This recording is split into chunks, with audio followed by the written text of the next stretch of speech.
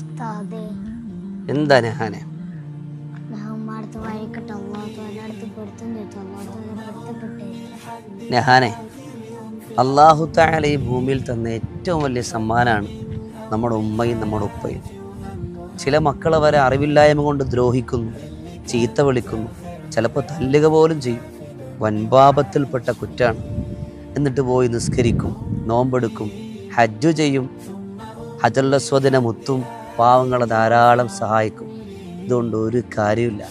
കാരണം മാതാപിതാക്കളുടെ പൊരുത്തമില്ലാത്ത ഒരു ആരാധനയും അള്ളാഹു തആലയ്ക്ക് ആവശ്യമില്ല.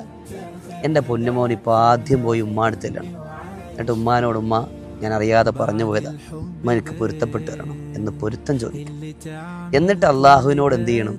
മോൻ പറഞ്ഞു, റബ്ബ് എനിക്ക് പറ്റിപ്പോയതാ, നീ എനിക്ക് പൊരുത്തപ്പെട്ട് തരണേ. മോന് വേണ്ടി മോൻ്റെ ഉമ്മയും ദുആ ചെയ്യും.